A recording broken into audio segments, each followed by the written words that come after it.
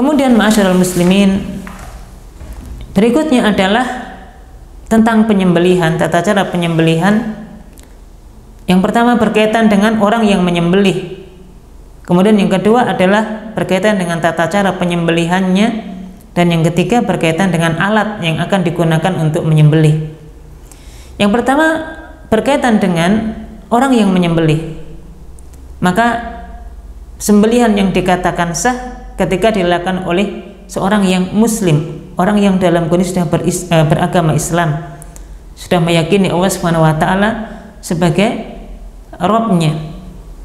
Untuk itu nanti apa hukumnya sembelihan ahli kitab, orang yang kemudian masih mengikuti ajaran nabi-nabi terdahulu yang mereka mendapatkan kitab langsung dari Allah Subhanahu wa taala.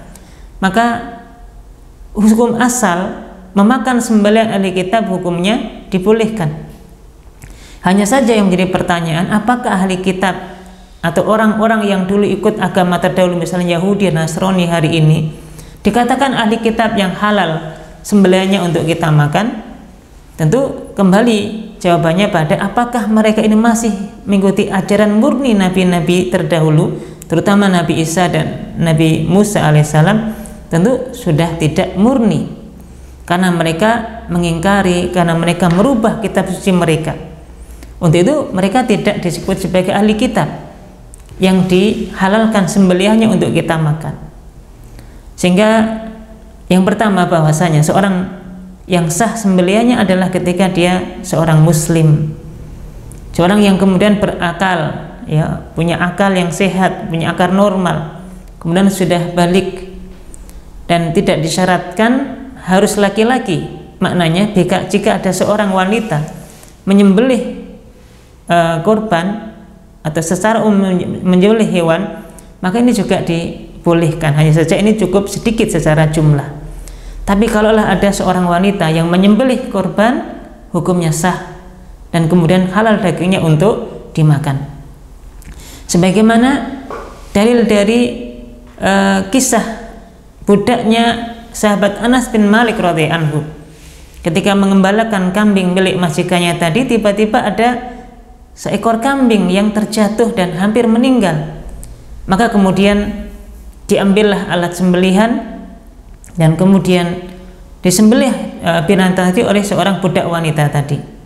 Selesai disembelih, kemudian nanti menyampaikan kepada Nabi Shallallahu Alaihi Wasallam tentang hukum sembelihannya, dan Nabi mengatakan boleh untuk dimakan. Ini menunjukkan bahwa sembelihan seorang wanita juga dibolehkan dan menjadi halal dagingnya. Berikutnya terkait dengan alat sembelihannya, dianjurkan bagi orang yang hendak menyembelih menggunakan alat pisau, pedang, ya, atau golok atau yang lainnya yang kemudian ini kriterianya adalah sangat tajam. Sebagaimana Nabi Shallallahu Alaihi Wasallam sampaikan dalam satu riwayat hadis, ya, idza dabahtum fa'aksinu ad-dibha. Kalau kalian menyembelih maka perbaikilah cara penyembelihan kalian. Wal yuhidda ahadukum safratahu, dan hendaknya dia menajamkan alat sembelihannya, dia menajamkan pisaunya, dia menajamkan goloknya. Kenapa demikian? Karena nanti kita juga diperintahkan oleh Nabi Shallallahu Alaihi Wasallam fal yurih dabihatahu, hendaknya dia mengistirahatkan sembelihannya tadi. Maknanya ketika dia sembelih tidak dalam kondisi menyiksa binatang. Ketika dia menyembelih binatang kurban tadi tidak menyebabkan stres untuk binatang ini. Untuk itu nanti sebagian para ahli ilmu mensyaratkan bahwa sembelihan itu harus dalam kondisi sekali ayun langsung selesai. Dan ini hikmahnya diantaranya adalah supaya hewan yang disembelih tadi tidak merasakan sakit berlebih-lebihan, sehingga sekali sembelih selesai kemudian langsung meninggal.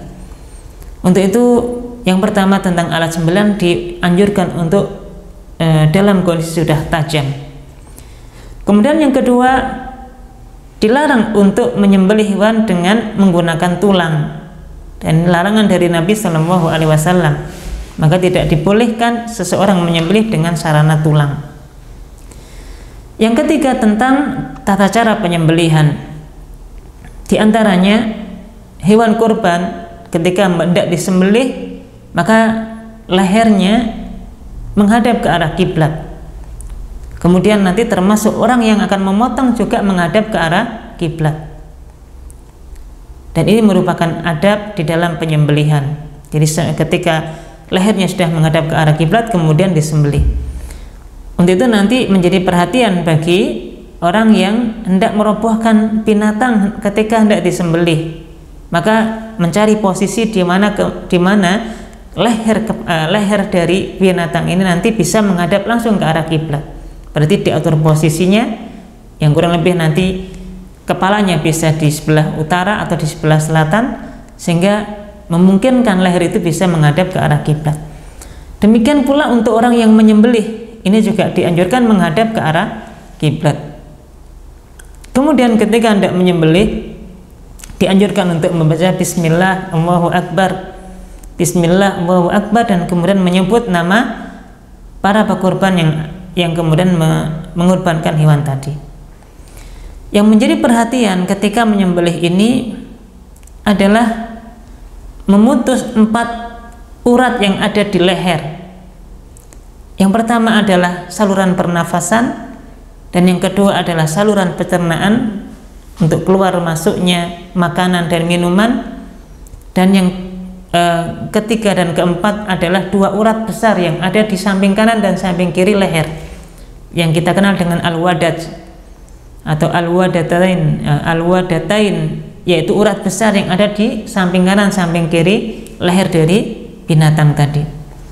Maka dalam penyembelihan memutus 4 urat tadi, ya, dan ini tadi anjurannya sekali tebas, ya, sekali ayun, maka kerongkongan, tenggorokan, saluran pencernaan, saluran pernafasan, termasuk 2 urat yang ada di kanan kiri leher tadi, semuanya sudah dalam kondisi terputus. Maka kalau sudah dalam kondisi terputus kemudian mengeluarkan darah, ya, otomatis maka ini secara hukum dikatakan sah sembelihan orang tadi.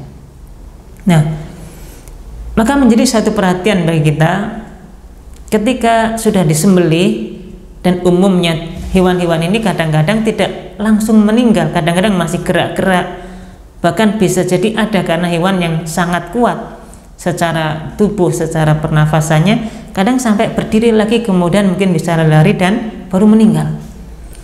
Untuk itu nanti afdhalnya setelah menyembelih ini, ya, dalam kondisi masih gerak-gerak binatang tadi, tidak langsung dikuliti, tidak langsung diambil bagian dalam dari organ tubuh hewan tadi, tidak, tapi biarkan dulu sampai betul-betul meninggal, sampai betul-betul lagi tidak ada nafas, tidak ada nyawa lagi, baru kemudian proses menguliti dan seterusnya. Kenapa demikian? Dikhawatirkan ketika hewan ini disembelih tadi dan dalam kondisi masih hidup, masih ada gerakan-gerakan baik dari kaki maupun dari anggota tubuh yang lain, kemudian tiba-tiba bisa langsung dikuliti, kita khawatir meninggalnya hewan ini bukan karena sembelihan dari leher tadi, tapi khawatirnya adalah berasal dari sayatan-sayatan kulit karena proses dilulanginya tadi atau dikulitinya tadi, atau mungkin tidak dikuliti tapi diambil bagian tubuh yang lain yang kemudian dia meninggal. Kita khawatir meninggalnya bukan karena sembelihan yang sah, tapi karena proses sampai kemudian daging itu diambil. Untuk itu sekali lagi amannya dibiarkan dulu sampai betul-betul dalam kondisi sampai betul-betul dalam kondisi sudah meninggal, baru kemudian dikuliti atau yang lainnya.